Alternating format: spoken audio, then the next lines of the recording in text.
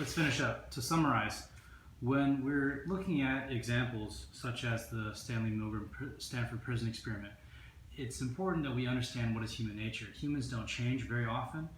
Humans are very consistent in our type of behavior, how we have conflict over scarce resources and power.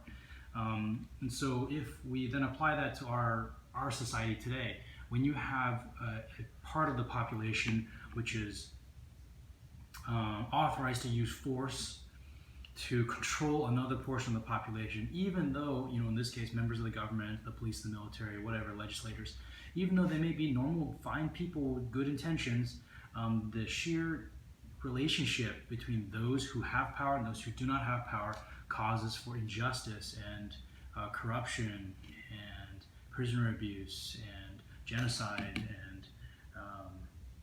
everything else that we've seen in history that we consider to be abhorrent, we consider to be evil. So I don't want to go too much into detail on this. If you have questions on it, please comment down below. Please message us. We'd be happy to chat with you about it. But the idea here is that the militia has a role. All right. So what is the role alongside the National Guard? What is the role alongside the military or the police? And basically, you need to understand that they're different. They're for different purposes. So when we go to war, over conflicts of national interest, such as oil deposits in the Middle East, or controlling trade routes with China or whatever, or that's the job of the military. That's the job of the government. But when we look at things like tyrannical governments stepping on the rights of citizens to control guns or the press or any of these major, or in this case, slavery that we did in the past. These are issues that call upon not the military, but call upon the people to make a decision. Are you willing to take this, or do you want to stand and fight? And if the government won't listen, then or if the opposing party won't listen, as in the case of the American Civil War, then we have armed conflict. I'm not saying it's good. I'm not saying it's bad. I'm saying there is a time for armed conflict. There is a time for violence to solve problems when diplomacy fails. And at the same time, because we understand the role of the armed citizen, if there is a need for armed conflict, we'll go there. But if at all possible, we want to avoid the cost, the heavy toll of armed conflict, right? So the militia, in a sense, it is outdated because it hasn't been used in a long time. But remember, the militia is the potential for people to be armed in conflict in defense of the community. Not necessarily not necessarily that we go into the behavior of armed conflict all the time, but that we have the potential to engage in that. And that is a huge balancing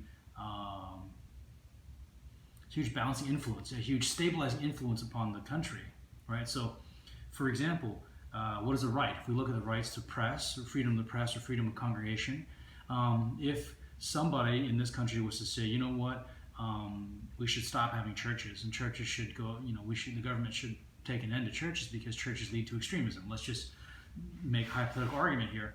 A lot of people would be up in arms, literally up in arms about it, because to them this is near and dear to the American experience.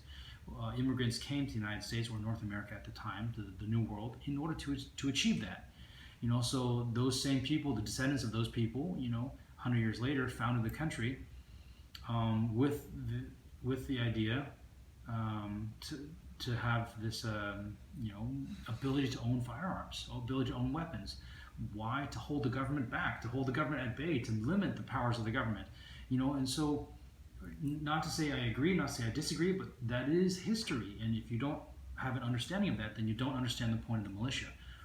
Of course, this is well known within the Second Amendment, pro-Second Amendment sphere, but for those this is new information to you, if there really comes a day for assault weapon confiscation or whatever by the federal government, then we were looking literally at a day of armed conflict. So because both sides know this and both sides understand that there's consequences to going into civil war, we can try to avoid that. And that's what we're talking about, that stabilizing force. Knowing that you could go down this path and choosing to go down a path of negotiation and peace, right? To give you an example, if we look at the Standing Rock protests about the pipeline going under the Missouri River or whatever it was, which would contaminate the waters of Native American population in the northern United States. that brought up a lot of people, protesters who were interested in, stopping big oil and big business from picking on the little guy, basically. And through this so-called peaceful protest, a lot of people were injured. A lot of police, spraying people down with fire hose and dogs and billy clubs and batons and tear gas and pepper spray, and it's just is a very you can just watch the videos. That's your homework now. Watch the videos of that event. That's a very violent, non-violent protest. All right, and the violence is done from the side of the government onto the people who are standing there to protest. So I want you to see some trends when you look at non-violent protests. Look at Hong Kong right now, which is very current. If we look at Egypt, Arab Spring, Egypt, I had a roommate, a friend who was there, in the capital city of Cairo.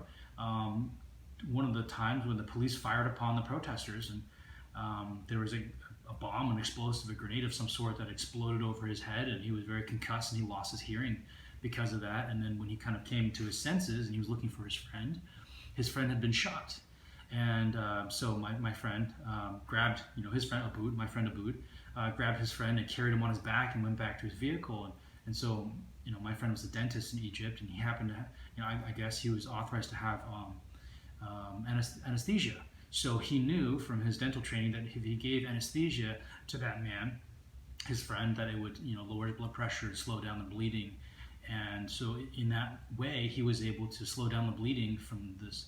And he called his uncle, who was managing somebody at a hospital locally, and said, hey, save a bed for me. I'm bringing my friend over. And so his friend lived after being shot during that day. But when we look at these instances of civil unrest, when the government forces fire upon the people with deadly force, or in this case of Ukraine, Russia rolling tanks into Ukraine to basically say, you guys can't sort your thing out, we'll capitalize on this opportunity and claim territory here. If we look at Venezuela or Cambodia and a lot of cultural revolution in mainland China in the 60s and 70s. If we look at Kosovo, Serbia, Vietnam conflict, the Mujahideen in Afghanistan, these are all instances where, for better or for worse, the militia played a role, or the absence of the militia played a role in leading to very violent counter-protest actions by the government. All right.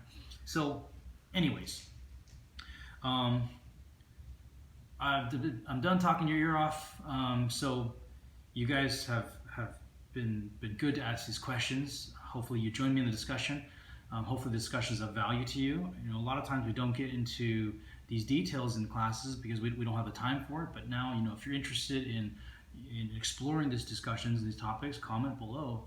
But keep in mind here, as far as ground rules, if you're going to comment, stay away from bashing each other. We don't get into politics in our organization, so this is not about Donald Trump or Hillary Clinton, right? So it's about educating the people. It's about educating students about the rights to self-defense and responsible firearm ownership and the reasons behind that. So the topics of Second Amendment militia come up, and they're important to discuss. But other than that, keep it clean. See you guys in class. Comment if you have questions, or contact us, on social media, and we'll talk to you soon. See ya.